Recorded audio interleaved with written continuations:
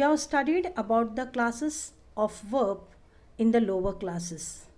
But since you need some brushing, I would like to say about the classes of verb. The verb is transformed from present to past, from past to participate or present participle through conjugation of the verb. There are two classes of verb, that is weak verbs and strong verbs. Let me tell you what is this weak verbs. The weak verbs are which the syllable is unstressed. Verbs which needs the support of ed, d and t for the conjugation of the verb from present to past and past to the past participle and also to the present participle are called as weak verbs. I have shared the list of weak verbs for your information. Let me tell you about strong verbs. The strong form of the verb is used when the syllable is stressed. Now the difference between weak verb and strong verbs is that weak verbs are unstressed and strong verbs are stressed. Strong verbs which do not need the support of ed, d and t but have vowels changed from the conjugation of the verb from present to past and from past to the past participle and also to the present participle are called strong verbs. Here I have shared the list of few strong verbs and weak verbs. Let me define the tenses. The tenses play a very important role in the language. They are also known as the backbone of English grammar. Tenses help us to state the difference in the timings and the happenings of the facts.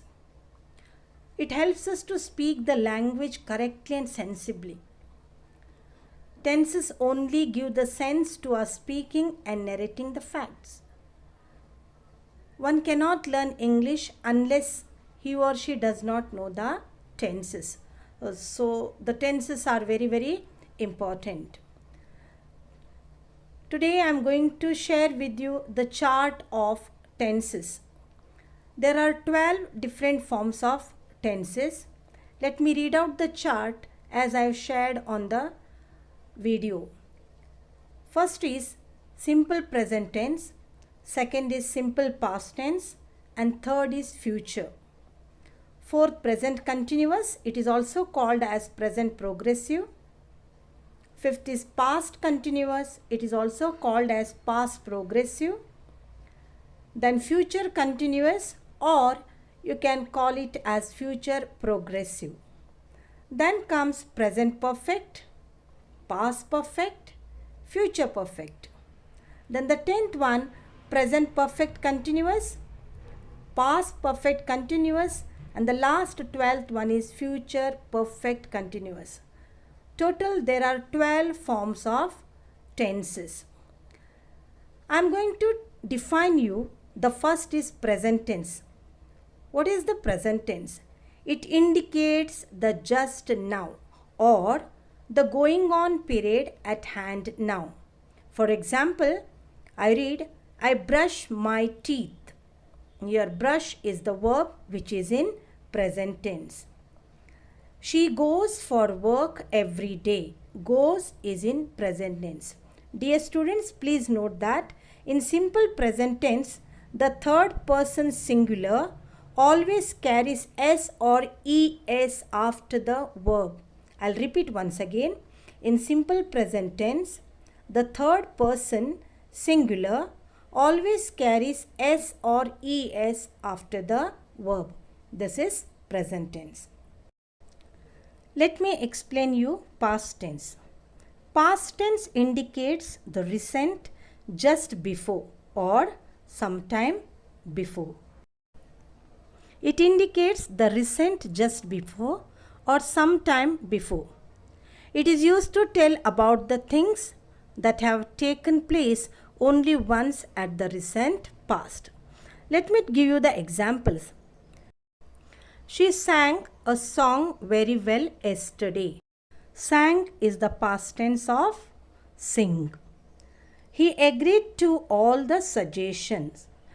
Here, agreed is the past tense of agree. It shows the action which is past before. Let me move to future tense. Future tense indicates the soon or nearly a thing is going to happen. It tells us that after some time, something is going to take place. It's going to occur after or a little later. That is called as future tense. Future tense, here the formula is given: subject plus will oblique shall plus V1. V1 means original verb. I want to tell you children, in the chart it is given V1 is present tense, original verb, V2 past tense, and V3 is past participle. Now the formula of future tense is subject plus will oblique shall plus OV plus object. She shall oblique will attend the meeting tomorrow. That means the action will take tomorrow. That is called as future tense. He shall oblique will always be truthful in his speech. Here again shall will, which the action is going to take place. It's going to occur after or little later. That is called as future tense. Now let me define present continuous, which is also called as present progressive. Present progressive is used for the real present. It is used for actions in progress at the time of speaking. I'll explain the example. It is raining now. Mother is cooking food in the kitchen. Is it clear? Now the action is in progress. The teacher is teaching a lesson. This is called as present progressive. The past continuous or the past progressive. It is used for past actions which is continued for some time. It is also known as past progressive. Let me quote some examples. The boy was playing the piano. A farmer was working in the field. Now this shows the past continuous actions. Future continuous tense means the action which is going to happen, which is going to continue. For example, the doctor will be giving the medicine to the patient. Second one, mother will be reading the newspaper. Now here will be reading, will be giving, all this action which is going to continue, that is future continuous. Next is present perfect tense, which indicates an action completed recently. That means completed activities in the immediate past. Let me tell you some examples. He has completed the given task. It has just struck 10. He has just gone out. These are all the examples of present perfect tense. Past perfect tense describes an action completed before a certain moment in the past. For example, I had seen him last 5 years before. One more example I'll tell you. I met him in New Delhi in 1996. These are the example shows that the action completed before a certain moment. Let me explain you future perfect tense. The future perfect tense is used to talk about actions that will be completed by a certain future time. I'll repeat once again. The future perfect tense which tells about actions that will be completed by a certain future time.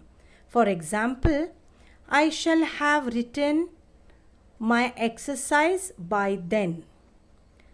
He will have left before you to go to see him. More examples will be discussed, children, later. Now let me explain you the definition of present perfect continuous tense. The present perfect continuous tense is used for an action which began at some time in the past and is still continuing. For example, they have been building the bridge for several months. One more example, he has been sleeping for 5 hours. That means the action is continuing and is still sleeping. Is it clear? Let us move to the past perfect continuous tense. It is used for an action that began before a certain point in the past and continued up to that time. For example, at that time he had been writing a novel for 2 months. One more example, he had been traveling by plane. Next is future perfect continuous tense. Is used for actions which will be in progress over a period of time that will end in the future. Once again, I will repeat the definition of future perfect continuous tense. The future perfect continuous tense is used for actions which will be in progress over a period of time that will end in the future. For example, I will have been teaching for 20 years next July. One more example, by next March, we shall have been living here for 4 years. Dear students, I have shared the chart of different forms of verbs. Please write in your notebook. And in the second part, tomorrow, in the next lecture, we are going to discuss many examples on each tenses. I am going step by step. After listening the video, you have to do one thing. Write down the chart in your notebook and frame each 5 sentences on the tenses. One more important thing I would like to share with you, my dear students. Whatever subject lecture is delivered through the channel, please follow it and inform your friends too. Our school principal and the teachers are taking lot of efforts to guide and to teach the syllabus through e-learning. Please make proper use of this opportunity. And I am sure that you will take the complete benefit of e-learning. Thank you and have a nice day.